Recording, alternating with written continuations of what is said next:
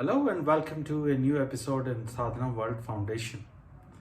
As you know, we care about crafting young lives. We present stories from folk tales and lessons in history focused on moral values. We believe that these stories contain tremendous amount of teachings which our young children and adults can implement, can adapt into their own lives to become stronger and better human beings. Today it's a story about purity. It's from a folk tale. Once upon a time there was a king who had a beautiful daughter, but she had a disease which wasn't treated by any of the medics who were available in the kingdom and the nearby kingdoms. The king was very sad. After all, it was the only child that the king had.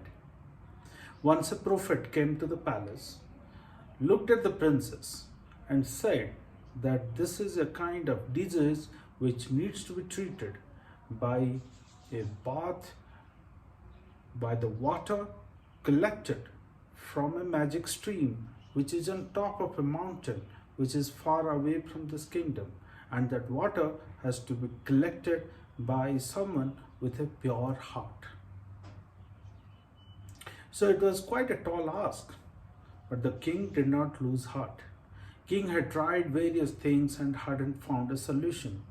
As the last straw, the king advertised in his kingdom, invited people who have got a pure heart to discover this magic stream and collect the water, bring the water to the kingdom, so that the king can reward them suitably. In the kingdom, there was a farmer having two children. The elder one was called Ulrich and the younger one was Hubert. The elder one, Ulrich, was quite a smart, intelligent, wise person. Everybody in the kingdom knew about the bright ideas, the smartness of Ulrich. However, Ulrich used to brag about his wisdom, his smartness to many people in the kingdom, in all the villages around his own. People did not like him as a person, but they knew that he is smart. He can find solutions. Possibly he was not wise. He was just intelligent. He was arrogant. So he saw this advertisement and wanted to discover this magic stream. Ulrich made some preparation, figured out how to visit that particular mountain, what kind of obstacles he will face on the way, and he reached that mountain. However, something interesting happened on the way. He faced a beggar on the way. The beggar told him, "Young man, where are you going? I am feeling so hungry. Can you lend me some food? Can you give me some food?" But Ulrich said that you are creating unnecessary trouble on my way. I have just carried some food which is just enough for me to go up to the mountain and come back. I can't really part with my food with you. I can't share. So he just walked away. The beggar suddenly says that a person with an evil heart doesn't become successful. But Ulrich won't really listen to this beggar's words. He goes, he discovers the magic stream, he faces a lot of obstacles, he figures out ways of dealing with those obstacles, and he collects water. He is ecstatic because he felt that he has solved this tough task which the king had challenged all his citizens in the country. He came to the king's palace. The king could not believe that there is someone who has been able to not only locate the magic stream but has been able to collect water and bring it to the palace. The king opened the bottle and suddenly some frogs came out of the bottle. The king got extremely angry, and Ulrich was also surprised that how the water which was there in the bottle have turned into frogs. Then the king put his soldiers and they beat Ulrich quite intensely.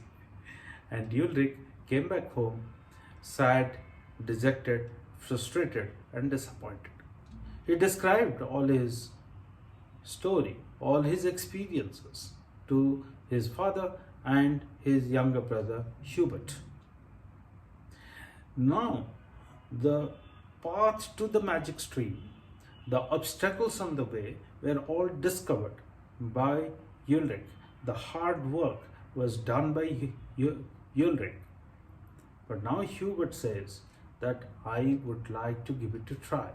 Everybody at home laughs at him because Hubert is a very simple person, very kind person, and gets cheated many times for his simplicity. He is not able to think what challenges lie ahead. However, he is a nice person. He is liked by everyone. So people laughed at him, but he was persistent. He persevered with his argument that he will give it a try. His father encouraged him to go to the forest, look for this magic stream, collect the water, and try his luck. Hubert set out for the magic stream. He had collected some apples on the way, and again he faced the same old beggar. And the old beggar said that, "Young man, where are you going? I am very hungry. Can you help me with some food?" Hubert, being a nice person, Hubert said, "I can share half of my food with you. I am going to collect water from the magic stream." And the beggar said, again interestingly, that a pure heart can surmount, can solve difficult problems in life, always becomes successful. Hubert reaches the magic stream, collects the water, comes back to the palace, gives the water to the king. The king is amazed, and they give the bath to the princess. The princess suddenly starts recovering. The king and all his men are extremely happy. The princess is extremely happy. The king offers a reward to Hubert. He asks Hubert, "Think of anything that you want. I will grant that award for you." Hubert hasn't really thought about it. Hubert wasn't able to decide. Hubert said that, "Your Majesty, whatever you think deserves my efforts, please do give that to me." The king said, "I would like you to think for yourself. You stay in the palace for a day or two and make up your mind." So in that 1 or 2 days, the boy, the Hubert, went around the palace, made friends with many people, talked to the princess multiple times. And within these 2 days, the princess and Hubert had developed a kind of an attraction towards each other. So after these 2 days, Hubert told the king that, "I want the princess, I want to marry the princess." The king was surprised that how is it possible that such a poor family will take his daughter as their daughter-in-law.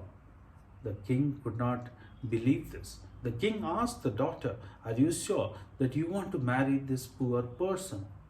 The daughter says, "Yes, he has saved my life and he has given me happiness and pleasure that I had lost of my life. It's a new lease of life that I have got, and I am obligated to this man. I am impressed with this man's charisma." So the king makes it a little difficult for this young person. He tells this young person that, "Here is a test for you. If you have to marry in the royal family, then you have to prepare a boat which also can sail on the land, as it sails in the water. Of course, it's almost an impossible task, but Hubert understood the king's intention. Hubert said, I accept the challenge and I will do my best. So, Hubert came back home, described all of this to his people at home. Ulrich heard about all of this and thought that he would be able to prepare this boat, and he would take this boat to the king and give another attempt at marrying the princess. Because they all didn't think that Hubert can do this. While Hubert was trying to do this for himself, Ulrich made a plan for Hubert's efforts to fail. Ulrich built this boat without a bottom. Surprisingly, again, that beggar comes and says that, young man, can you give me a ride on your boat? And Ulrich, as usual, with his arrogance, said that, don't disturb me. I am on a mission. I will be successful in this mission. This boat doesn't have a bottom. I am trying to engineer this boat in such a way that this goes on the land. And again, the beggar says that an evil heart doesn't succeed in any mission that the person takes up and goes away. Ulrich builds this boat, and however, when the boat is about to start its journey, the boat breaks down. Hubert comes out of his failure story and again starts looking at various possibilities and builds the boat. Again, the beggar comes and says, young man, can you give me a ride by this boat? This boat looks fantastic. Hubert says that this is a novel kind of a boat that I am trying to build, which will sail on the land. Interestingly, the beggar again says that a person with a pure heart, with hope and ambition, will succeed always in any mission that one takes up. Very interesting. The beggar offers his help in building this boat. This boat is something interesting, and this boat gets completed and they take this boat to the palace. The king is amazed that how is this possible? The boat sails in the water, the boat has got some wheels. As a result, the boat is able to roll on the land and the boat moves on the land. So of course the princess gets married to Hubert. Hubert becomes the king and the queen the princess. So nice folktale with a happy ending. However, what we learn from this? I think the words of the beggar are the golden words here. The person with a pure heart, with hope and ambition, always succeeds in a mission, howsoever difficult it may be. Ladies and gentlemen, very interesting folktale. Of course, this is mythological, it is imaginary, it is fictional. That's fine. However, the message is that about a purity of heart. If you have a pure heart, some impossible tasks certainly look possible. You receive help from quarters that you have not thought about. You receive encouragement, you receive solutions, you receive ideas, you suddenly get various ways right in front of you to achieve your goal. Thank you very much for listening to this beautiful story filled with tremendous amount of moral value called purity of heart.